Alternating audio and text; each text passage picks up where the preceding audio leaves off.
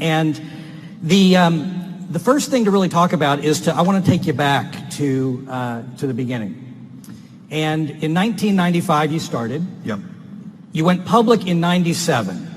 And I'll adjust for stock splits, but you raised stock, you issued shares at $1.50 a share. That's right. In 1988, your revenue was $600 million, and you lost $125 million, but your stock had gone to $55 a share.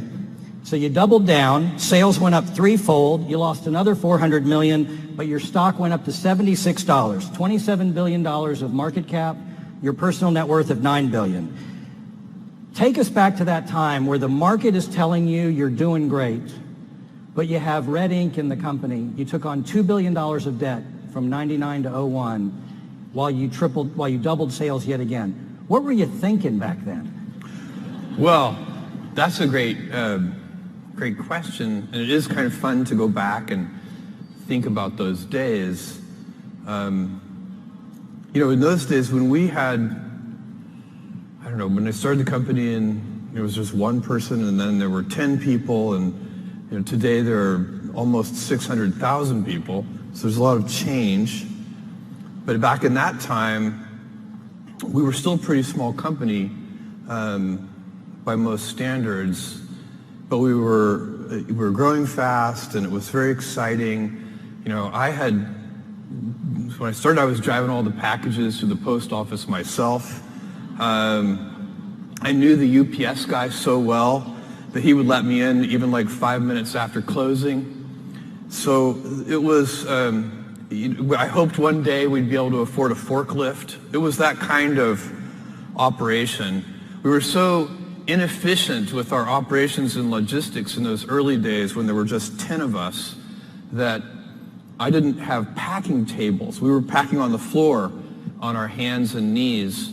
And I said to one of the software engineers who was packing alongside me, you know what we should do? We should get knee pads. And he looked at me like I was the dumbest guy he'd ever seen in his life. And he said, Jeff, we should get packing tables. And next day I got packing tables, and it doubled our productivity. And so, but in the era you're talking about, we had gone public, and you're right, on a split-adjusted basis, it's $1.50 a share in today's terms. And the market became very quickly a kind of an internet bubble kind of market, and the stock prices went up very, very high. When I raised the initial funding for Amazon, I had to talk to 60 prospective investors to raise $1 million, and I raised $1 million from 22 different investors, $50,000 at a time, and they got 20% of the company for $1 million, and that was in '95. But just 2 or 3 years later, Stanford MBA with no business experience could raise $25 million with a single phone call if they had a internet business plan. So the whole thing in just 2 or 3 years, the excitement really, as we would shortly see when the bubble burst in the year 2000, the hyperbolic excitement about the internet had infected everybody. And I knew that we had I liked our business, and I liked the fundamentals of our business, but I also knew that the stock price was disconnected from what we were doing on a day-to-day basis. And so I was always preaching. We would have all hands meetings, and it was a small number of employees at that time, but probably, let's see, in '97, I think we would have had a few hundred employees. We would have all hands meetings, and I would say, look, we got to remember the great quote from Benjamin Graham that in the short run, the stock market is a voting machine. In the long run, it's a weighing machine. So don't think about the daily stock price, because it was going up every day. The stock price was going up. And I didn't want, because all the employees had stock options, and I didn't want them counting their success that way. And so I would say, look, when the stock is up 30% in a month, don't feel 30% smarter, because when it's down 30% in a month, then you're going to have to feel 30% dumber, and it's not going to feel as good. Right. And it was good that I kind of laid that groundwork, because, sure enough, in the year 2000, the whole thing came tumbling down. I think Amazon Went stock back to about $6. went down to $6, and that I don't even know if that's on a split adjusted basis. Yeah. I think that's probably that was on a split adjusted basis probably below $1. So, and did you ever doubt the business model at that point? No. So it's very interesting to me because I had all the internal metrics on, how many customers we had and what was going on, and I could see people thought we were losing money because we were selling dollar bills for 90 cents, even though we were very clear that we were not. We had high fixed costs, but we had contribution margin, positive contribution margin. And I just knew that it was a fixed cost business, and as soon as we reached a sufficient scale, we would have a very good business. And so that understanding of the fixed nature of our expenses relative to physical world retail is what led us to have the get big fast strategy. We knew that it would be that our economics would be very much improved if we could have a sufficient scale. So we worked hard on that. And so at that time, you're preaching the benefits of e-commerce and really disintermediating the business.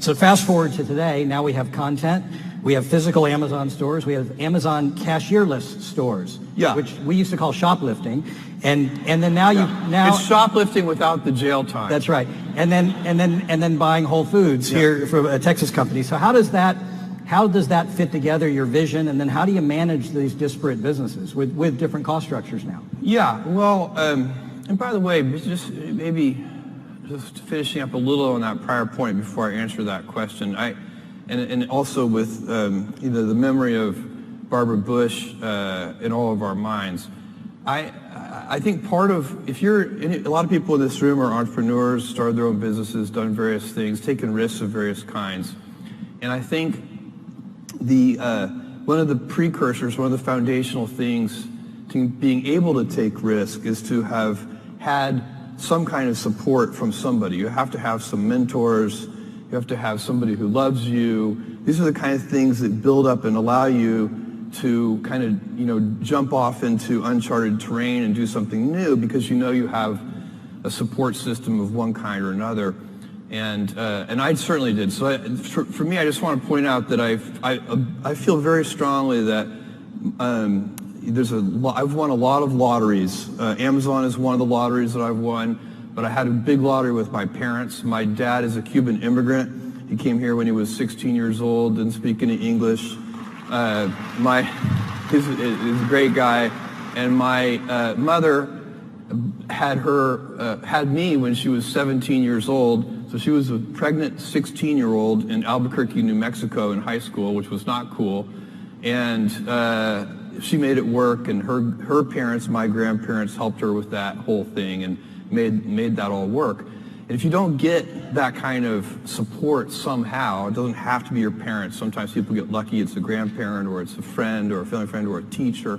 It can be somebody, but you need that. Somebody has to step into your life, and that's a lottery that I suspect a lot of people in this room have also won, just like me. So the question Amazon Go, and all the we do so many different things. So this is a question I sometimes get. How can you do so many different things? Why don't you stick to the knitting? The kind of traditional advice would be to stay focused and keep the business simple. And the way I think about this is we actually do stick to one thing. It's just not described. It's not the business itself. We do web services, which is big enterprises buying compute services from us, and we have our retail business, and we have Amazon Studios, which is making original content, and Amazon Go, the things you listed. So, but the cultural thread that runs through all these things is the same. We only have a few principles at Amazon, kind of core values that we go back to over and over again. And if you looked at each of the things that we do, you would see those run straight through everything. So the first one, and by far the most important one, is customer obsession. And we talk about it as customer obsession as opposed to competitor obsession. And I have seen over and over again companies talk about that they're customer focused, but really when I pay close attention to them, I believe they are competitor focused. And that's just a completely different mentality. By the way, competitor focus can work, but I don't think it works in the long run as well as customer focused. For one thing, once you're the leader, if your whole culture is competitor obsessed, it's kind of hard to stay energized and motivated if you're out in front. Whereas customers are always unsatisfied. They're always discontent. They always want more. And so no matter how far you get out there in front of your competitors, you're still behind your customers. So they're always pulling you along. So customer obsession is a deep principle that underlies everything we do. Another one is eagerness to invent. So we love to pioneer. And when we have done, by the way, whenever we have tried to do something in a kind of Me Too fashion, we have failed at it. We need to have something that is differentiated, unique, something that customers are going to like, that we're kind of leading with. So that's another element that works for us. And then another one is long-term thinking. We are willing to take some time and be patient with our business initiatives, and that runs through everything. So a lot of our competitors might have 2 to 3 year kind of time frames, and we might have more of a 5 to 7 year sort of time frame. And then the last one, operational excellence. So literally, how do you have high standards around, identifying defects, fixing defects at the root, all of those kinds of things that lead to what I think also can be in a simpler way just stated as professionalism, that you want to do things right just for the sake of doing them right. So let's talk about that with another, I guess this is a corollary. Now that you have about 600,000 employees, I calculated you're adding about 250 people a day. You've mentioned that you're trying to fend off day 2. Yeah. And you've said that day 2 is stasis, followed by irrelevance, followed by excruciatingly painful decline, followed by death. That is why it is always day 1. Yeah. How's that work? Well, so day 1, this is a phrase that we use at Amazon all the time. I've been using it in my first annual shareholder letter from 20 years ago. And we say it's always day 1. And it needs to be day 1 for the reason that you just mentioned. And so the real question for me is, how do you go about maintaining a day 1 culture? It's great to have the scale of Amazon. We have financial resources. We have lots of brilliant people. We can accomplish great things. We have global scope. We have operations all over the world.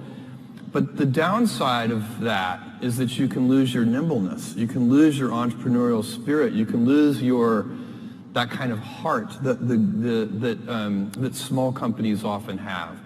And so if you could have the best of both worlds, if you can have that entrepreneurial spirit and heart, while at the same time having all the advantages that come with scale and scope, think of the things that you could do. And so the question is, how do you achieve that? The scale is good because it makes you robust. A big boxer can take a punch to the head. The question is, you also want to dodge those punches. So you'd like to be nimble. You want to be big and nimble. And I find that there are a lot of things that are protective of the day 1 mentality. I already spent some time on one of them, which is customer obsession. I think that's the most important thing. If you can, and it gets harder as you get bigger. When you're a little tiny company, say you're a 10-person startup company, every single person in the company is focused on the customer. When you get to be a bigger company, you've got middle managers, and you've got all these layers, and those people aren't on the front lines. They're not interacting with customers every day. They're insulated from customers, and they start to manage not the customer happiness directly, but they start to manage through proxies like metrics and processes, and some of those things can become bureaucratic. So it's very challenging. But one of the things that happens is the decision-making velocity slows down. And I think one of the reasons that happens is that people, all say junior executives inside the big company, start to model all decisions as if they are heavyweight, irreversible, highly consequential decisions. And so even two-way doors, you make a decision, it's the wrong decision, you can just back through the door and try again. Even those reversible decisions start to be made with heavyweight processes.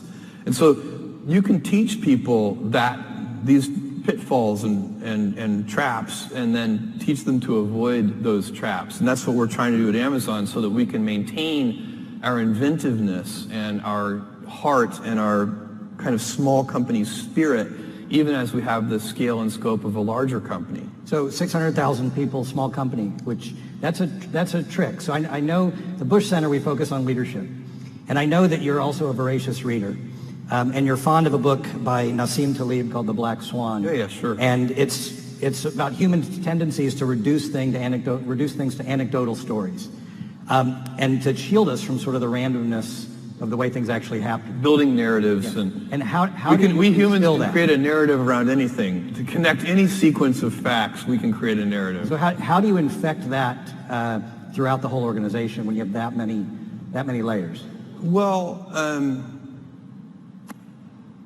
I think that, what I would say about that, and it's really a little different from the way that Black Swan talks about anecdotes, the way you're talking about, but I'm actually a big fan of anecdotes in business, not building a narrative structure around them necessarily, but I still have an email address that customers can write to. I see most of those emails, and I don't answer very many of them anymore, but I see them, and I forward them, some of them, the ones that catch my curiosity, I forward them to the executives in charge of that area with a question mark. And that question mark is just a shorthand for, can you look into this? Why is this happening? What's going on? And what I find is very interesting because we have tons of metrics. We have, weekly business reviews with these metric decks, and we look at we know so many things about customers and their whether we're delivering on time, whether the packages have too much air in them and, wasteful of packaging and so on. We have so many metrics that we monitor. And the thing I have noticed is that when the anecdotes and the data disagree, the anecdotes are usually right. There's something wrong with the way you're measuring it.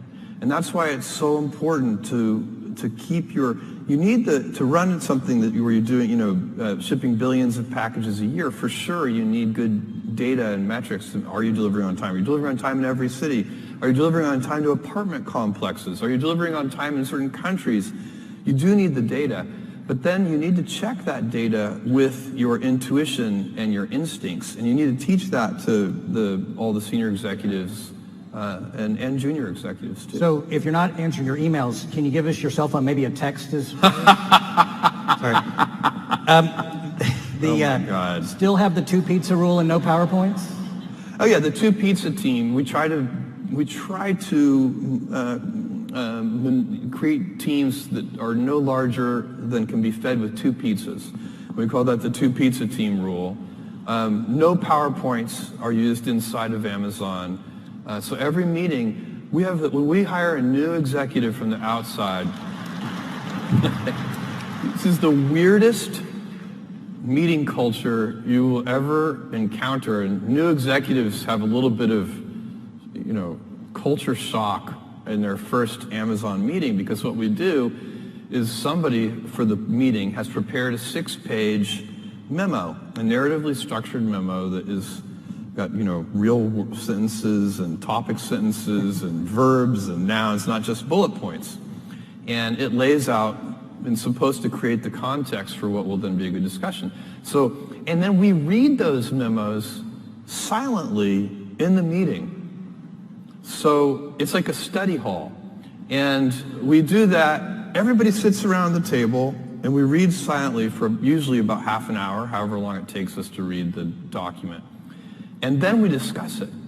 And it's so much better than the typical PowerPoint presentation for so many reasons. I could talk about this for all of our time. Nobody's eating the pizza at that point because we're sitting around. No pizza usually at that point.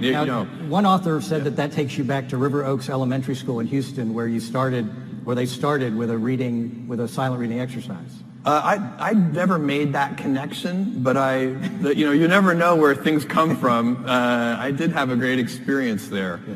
So, but I definitely recommend the memo over the PowerPoint. And the reason we read them in the room, by the way, is because just like, high school kids, executives will bluff their way through the meeting as if they've read the memo.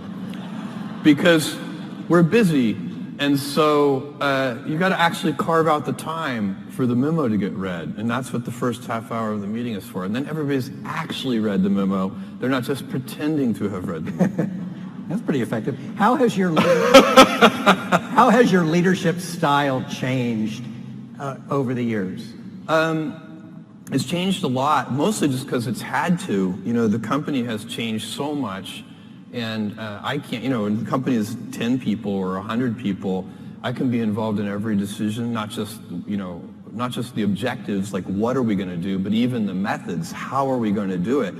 And as the company gets bigger, the CEO or the founder or whoever it is leading the company cannot be involved in all of those decisions. They certainly cannot be involved in the methods of how things are going to get done. So you do have to change your leadership approach as the company scales. But the principles of the company have not changed. In fact, I probably spend more of my time now on culture and trying to set high standards for things like customer obsession and inventiveness and things like that. So for me, I'm kind of a teacher now, so it's changed quite a bit, and I have this great luxury. I love my job. I tap dance into work. I just got back from an amazing vacation in Norway. I got to go dog sledding and go to a wolf preserve and all this really cool stuff. But I couldn't wait to get back to work because it's so fun. And one of the reasons it's fun for me is I get to work in the future. So my job, I have very limited kind of day-to-day operational needs. I've constructed my job so that I don't have to be pulled into the present. I can stay 2 or 3 years in the future. And actually, I'm always advising my senior team, the people who report to me, that they should organize themselves in the same way. We're big enough now that they need to be able to look around corners. They can't be, if something pulls me into the present, it's because something has gone wrong. And we need to, kind of figure it's a firefighting exercise. And that's not how you should be running a business of this scale. So it's changed a lot. Okay, so following up with that, you were quoted as saying, I believe you have to be willing to be misunderstood if you're going to innovate. So how are you misunderstood? If you're going to do anything new or innovative, you have to be willing to be misunderstood. And if you can't tolerate that, then for God's sake, don't do anything new or innovative. Every important thing we've done has been misunderstood, often by well-meaning, sincere critics. Sometimes, of course, by self-interested, insincere critics. But I'll give you an example. 1,000 years ago, we started this thing called customer reviews, and we let customers review books. We only sold books at that time, and customers could come in and rate a book between 1 and 5 stars, and they could write a text-based review. You guys are very familiar with this. It's now a very normal thing. But back then, this was crazy, and the book publishers, did not like this because, of course, not all the reviews are positive. And I got a letter from one publisher that said, I have a good idea for you. Why don't you just publish the positive customer reviews? And I thought about this, and the argument he was making to me is that our sales would go up if we just published the positive customer reviews. And I thought about this, and I thought, I don't actually believe that, because I don't think we make money when we sell something. We make money when we help someone make a purchase decision. And it's just a slightly different way of looking at it, because part of what they're paying us for is helping them make a purchase decision. And if you think about it that way, then you want the negative reviews too. And of course, it has been extremely helpful for people to have negative customer reviews. And by the way, it's come full circle now, where the product manufacturers use the customer reviews to improve the next generation of the product. So it's actually helping the whole ecosystem. And now nobody criticizes customer reviews. And in fact, if you were to, here in the year 2018, if some e-commerce company were to say, we're only going to publish the positive customer reviews, that would be the crazy thing that would get criticized. So the new and innovative quickly becomes the new normal, and then it's the new incumbent idea, and then it doesn't get criticized. By the way, more generally, and what I preach at Amazon to all of our employees is when we are criticized, there's a simple process that you need to go through, which is first you look yourself in the mirror and decide, is your critic right? Do you agree? Are we doing something wrong? If you are, change. And by the way, if you look yourself in the mirror and you decide that your critic is wrong, as we did with the customer reviews, then do not change, no matter how much pressure is brought to bear. Do the right thing in that case as well. Have a deep keel. You have to have a deep keel.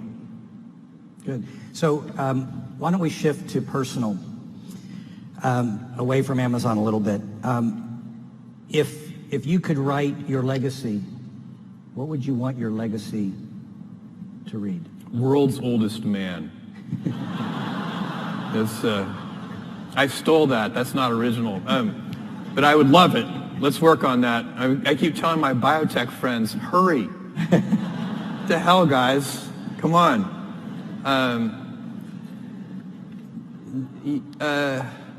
I don't know. I'm probably, if you think long term, and I can talk about this at great length, but long term, if you take a really long run view, many decades, maybe even a couple of hundred years, I think the most important work that I'm doing, and I get increasing conviction on this with every passing year, is the work I'm doing at Blue Origin on space travel. Okay. Well, why don't we talk about that? Okay. Because I think from a vision standpoint, I think people should appreciate the horizon that you have. So let's talk about your I'll call it your near-term objectives. Well, let's say 75 years, and then your long-term objectives 100 to 300 years from now. Well, so first of all, you don't choose your passions choose you.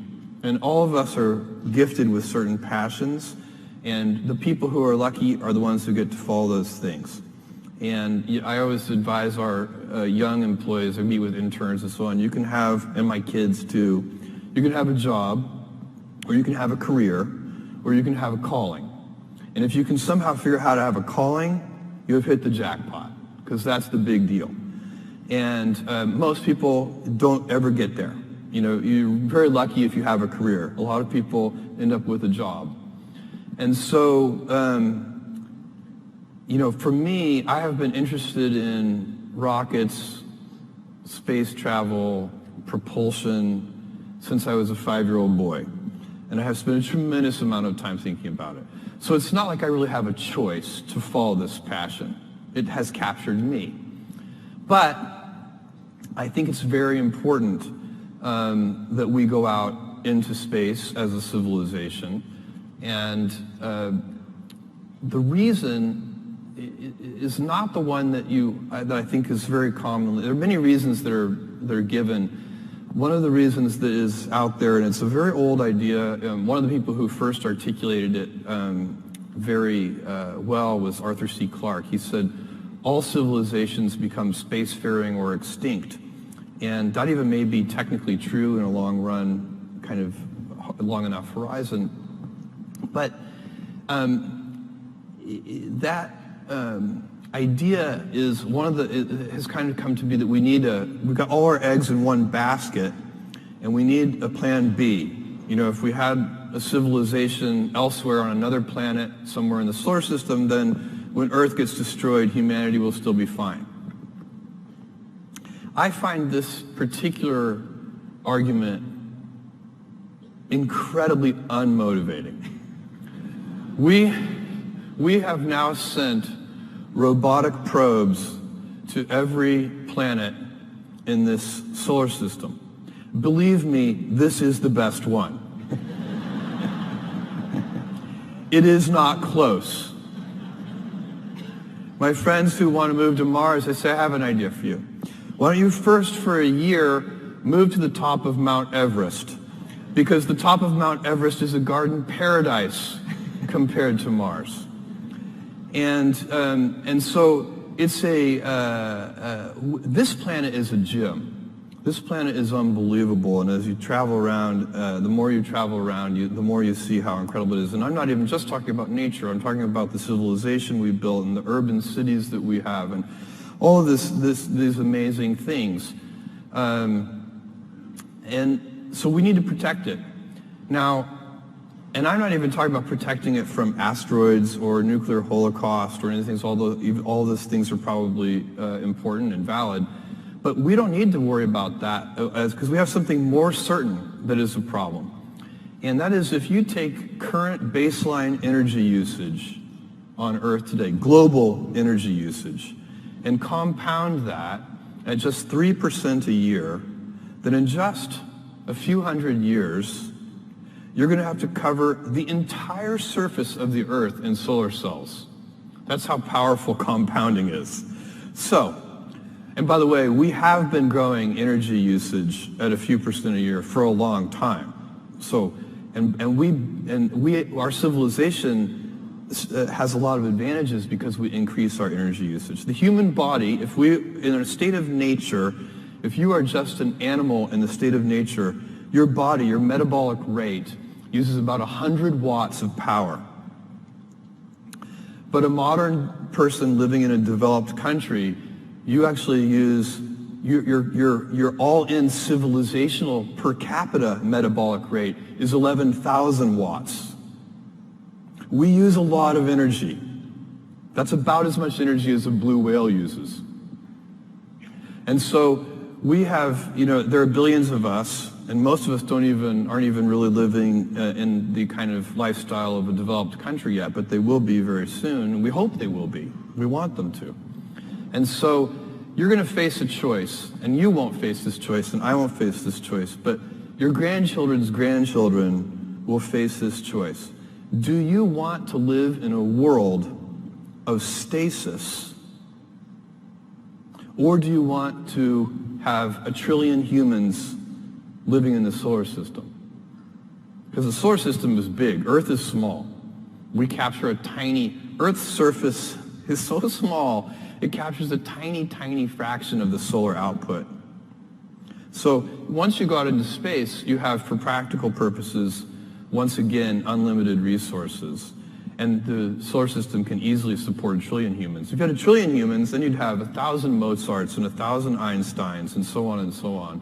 That would be a dynamic, incredible civilization in which you would want your grandchildren's grandchildren to live in. I think ultimately Earth becomes zoned, residential and light industrial. And, we'll have universities here and beautiful parks and houses, but we won't have big factories here. All of that will be much better done in space, where we have access to much higher quality resources. And so that's going to take that's a multi-100-year vision. And my piece of this vision is I'm taking my Amazon lottery winnings and I'm converting them into reusable rocket vehicles so that we can lower the cost of access to space. Because right now the price of admission to do interesting things in space is just too high. If I look at what Amazon was able to do 20 years ago, we didn't have to build a transportation network. It already existed. That heavy lifting was in place. We didn't have to build a payment system. That heavy lifting had already been done. It was the credit card system. We didn't have to put a computer at every desk. That had already been done too, mostly for playing games, by the way, and so on. So all the pieces of heavy lifting were already in place 20 years ago, and that's why, with $1 million, I could start this company. Today, and then there are even better examples on the internet over the last 20 years. Facebook started in a dorm room. I guarantee you 2 kids cannot build a giant space company in their dorm room. It's impossible. But I want to create the heavy lifting infrastructure, kind of do the hard part, so that the future generation, 2 kids in a dorm room, will be able to create a giant space company. So that's the goal. And then, thank you, you're not going to... You're not going to achieve the vision that I just laid out of 1 trillion humans living in space and having this dynamic world without a big industry made up of thousands of companies. But it has to start with making the vehicles much more productive. And right now, you use a rocket once and you throw it away, and that is just a very expensive way to do business. So can I talk then about another element to get you to discuss your vision? This may not be germane to the work you're doing, but you are one of the great thinkers. Artificial intelligence. Yeah. Pros and cons. We've heard people talk about the great benefits. We've heard about disrupting and changing and leaving us all in a jobless society. We've heard autonomous weapons are a disaster. Yeah. Where do you fall on your vision of where artificial intelligence is going to go, and also some of the more cautionary and also some of the benefits? Well, you mentioned a few things there. Each of those is worth visiting because they're different. I think autonomous weapons are extremely scary. I think it's a big, and you, by the way, do not need general AI. So right now, the things that we know how to do, you should think of those things as what is called narrow AI, things like machine vision and so on. To build incredibly scary autonomous weapons, you do not need general AI. The techniques that we already know and understand are perfectly adequate. And these weapons, some of the ideas that people have for these weapons are in fact very scary. And so I don't know what the solution to that, but smart people need to be thinking about that, doing a lot of R&D. Is there a kind of, it'd have to be a big treaty like the Geneva Convention or something that would help regulate these weapons, because they're actually, they have a lot of issues. So that one I think is genuinely scary. The idea that there's going to be a general AI overlord that subjugates us or kills us all, I think is not something to worry about. I think that is overhyped. First of all, we don't know, we're nowhere close to knowing how to build a general AI, something that could set its own objectives. We have no idea. We don't even, it's not even a valid research area. We're so far back on that one. So I think that's a very long-term prospect that it could even happen. But second of all, I think it's unlikely that such a thing's first instincts would be to exterminate us. That would seem surprising to me. Maybe unemploy us. Much more likely it will help us, because we're perfectly capable of hurting ourselves. Maybe we could use some help. So I'm optimistic about that one, and certainly don't think we need to worry about it today. And then the jobless, is AI going to put everybody out of work? I am not worried about this. I find that people, all of us, I include myself, we are so unimaginative about what future jobs are going to look like and what they're going to be. If I took you back in time 100 years, when almost everyone was a farmer, and I told, we're at some big farming convention or something, and I say, in the year 2018, there is going to be a job occupation called massage therapist. They would not have believed you. And in fact, I was telling this story to a friend, and they said, Jeff, forget massage therapist. There are dog psychiatrists. And I went. You'll probably find one on Amazon. I went and looked that up on the internet. Sure enough, you can easily hire a psychiatrist for your dog. And so, there is. We humans like to do things, and we like to be productive, and we will figure out things to do, and we will use these tools to make ourselves more powerful. And in fact, what I predict is that jobs will get more engaging. Yes. Because you have to remember, a lot of the jobs today are quite routine. They are not necessarily anybody's, as I said before, career or calling. And so I predict that because of artificial intelligence and its ability to automate certain tasks that in the past were impossible to automate, that not only will we have a much wealthier civilization, but that the quality of work will go up very significantly, and that a higher fraction of people will have callings and careers relative to today. So can I bring you back down to the present a little bit, and then I'd be remiss if I didn't use some of our time on your personal purchase of the Washington Post. Yeah. So you buy the Washington Post a few years ago. Is it going the way you thought it would go? Much better, much faster.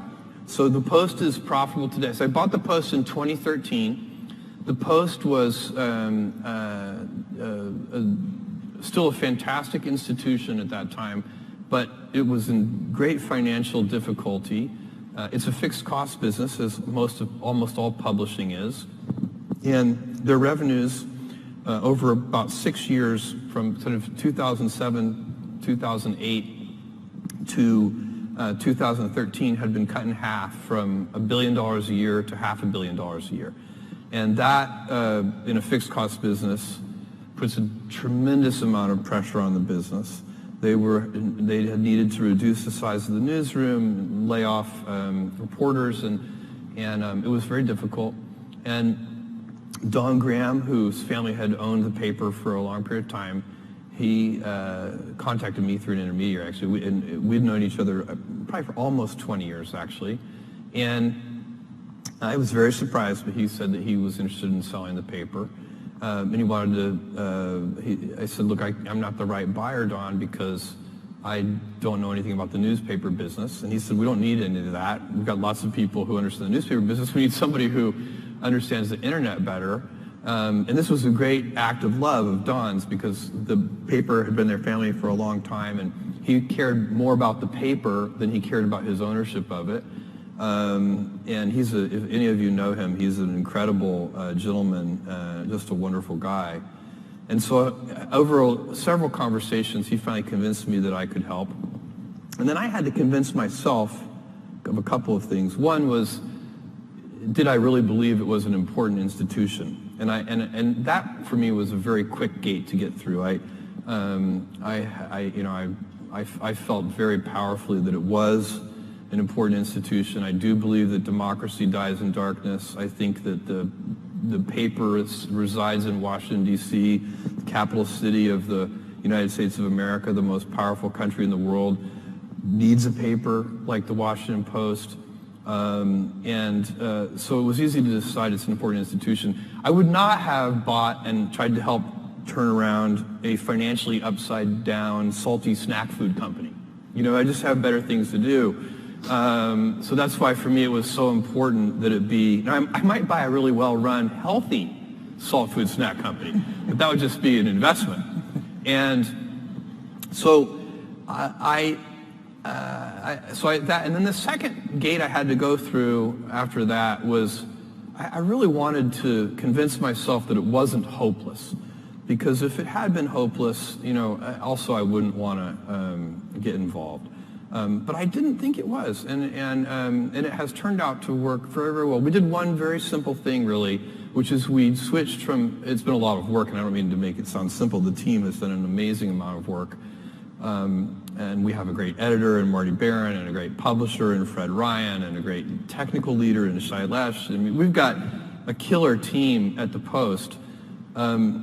But the big kind of strategic change at the Post was flipping it from being a fantastic local, regional newspaper to being a fantastic national, global newspaper. And the reason we did that is very simple. The internet took away so many gifts from newspapers. Mostly they're kind of local ad monopolies and so on. Like, the internet just dissolved all of the gifts that newspapers had. But the one gift that it brought to the table for newspapers is almost free global distribution, because you can do it digitally. And so we refocused on that, and we had to switch from making a relatively large amount of money per reader on a relatively small number of readers to a small amount of money per reader on a much larger number of readers, and that's what we've done. And so in our time remaining, I have a couple real quick ones. Yeah. Who do you emulate? What kind of role model? Yeah, who do you look at? Oh, a bunch of people. I have been a Warren Buffett fan. In the business realm, I've been a Warren Buffett fan since my early 20s. I read the things he writes. So he's a very big fan. I think kind of CEOs today out there that I like, again, in the business realm, Jamie Dimon. I think if there are a couple of CEOs that I think if I were a big shareholder in JP Morgan Chase, I would just show up every Monday morning with like pastries and coffee for Jamie, and I would be like, so you happy? You good? Because I think he's a terrific executive in a very complicated company. Same thing, Bob Iger at Disney, I think is a superb executive. So probably bring him pastries. So there are a lot of role models. Healthy pastries. Well, yeah, I guess I hadn't thought about that. That's right. Yeah. And then outside of that, I've had lots of role models throughout my life. Some of my teachers at River Oaks Elementary School that you mentioned. I had my parents, who I talked about a little earlier. I didn't talk too much about my grandfather, but he was a gigantic influence in my life. I had the great good fortune, because my mom was so young, my grandparents would take me every summer, starting at age 4, every summer, kind of to give her a break, really, for the whole summer. So I'd be with my grandparents, and on their ranch in Cotulla, Texas, which is halfway between San Antonio and Laredo. We lived in Houston, and so we would make the 5-hour drive out to Cotulla. They'd drop me off, spend a couple of days there, then they'd go back to Houston. I'd spend the summer. And I went every day to the ranch with my grandfather to help. Now, a 4-year-old boy on a ranch in South Texas is not a lot of help. But I didn't know that. I thought I was helping, and then by the time I was 16, I actually was helping. So I have, I can suture up a prolapsed cow. I can fix windmills. My grandfather was so resourceful, and that he made his own veterinary needles. He would take a little piece of wire and pound it flat with like a oxyacetylene torch, and then drill a little hole through it. And then we did all of our own veterinary work. Some of the cattle even survived. And so we had great fun out there. We built barns and welded things, and he bought a D6 Caterpillar bulldozer used. It was like 1955 model year for $5,000. It was completely broken. The gears were stripped. And then we spent, a whole summer repairing that. And the first thing we had to do to repair it was build a crane to take the gears out of the transmission. And so, what I learned from watching him was just how resourceful he was. He didn't ever call a repairman. He figured it out. And I do think that that's one of the things that, super lucky for me to grow up in that environment where you got to see resourcefulness in action. So my grandfather, giant role model for me. Jeff, you're an American icon, and these stories really reflect how grounded you are. And starting a company from the time where you were doing it yourself to where you are today, and to maintain that touch that you have at the same time that you have this vision, is really what leadership is all about. The Bush Center, we focus on developing and recognizing leadership, and that's what we're doing this week. Our time is up, and I do want to thank you. I also